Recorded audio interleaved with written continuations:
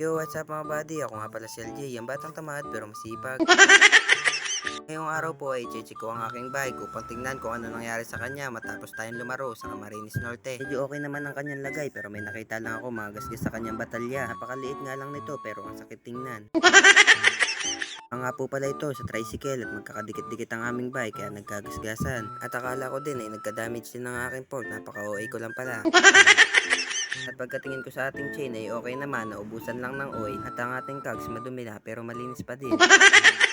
Medyo madumi na nga lang ang aking bisikleta kaya tiningnan ko na din ang aking clutch pedal kung ito ba ay umuga. No issue pa din naman at napakasolid talaga, bagay racework ang iyong gamit. At ito nga po pala ang binili kong helmet sa aking kaibigan na si Ivan. At ito nga po pala ay HGC, nabili ko lang sa kanya ng halagang 500. Pumunta ako dito sa likodan upang tingnan ko maputik ay maputik naman pala. So kahit maputik ay pupunta ako sa pantay at makuha kami ng rambutan. So bago yun magsisipag-sipagan muna ako dito sa Poso, mas kilala dito sa aming bomba. Siyempre tamad tayo pag walang video. Hindi ko na nga nabidyoan at nandito na kami sa pantay at ang dami agad bumungad sa amin mga rambutan. Kaya hindi na kami nagpaligoy-ligoy pa at tumakit agad dito si Terence. Hindi po si Terence na ating laging kasama kundi ang ating pinsan na si Terence na kapatid ni Ken. Siyempre para challenging ay padamihan kami ng nakuhang rambutan. Dito ay sabi ni Ken na hindi daw siya magpapatalo sa kapatid niya si Terence. Pinanood muna namin ang kanyang kapatid at mamaya-maya ay siya naman daw ang aakyat. Nababagalan na nga si Ken sa kanyang kapatid kaya siya naman ang umupak. Dito nga po pala si Papa, ang asawa ni Lola na kapatid ng aking lolo. Basta usapang trabaho ay napakasipag niya. Kahit may edad na din ay talagang napakalakas pa at napakatibay pa ng kanyang mga buto. Ay dito ay bigla nang nagbilisan yung dalawang magkapatid. Bibigay lang ako ng partida kaya ako'y nakatigil pa.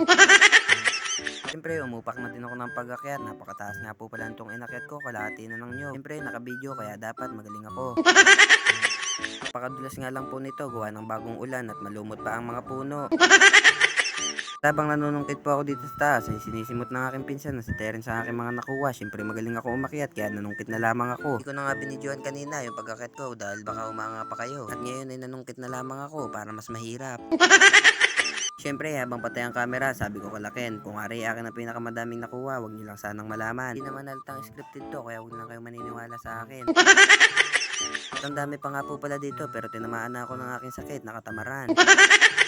Hindi nga lang po pala rambutan na makikita nyo dito kung hindi mga kakao at marami pang iba. At sa katamaran ko, hindi ko naman pinakita sa aking video na tamad ako kaya pauwi na din kami. At hanggang dito lang po itong video na ito. Maraming salamat sa panonood.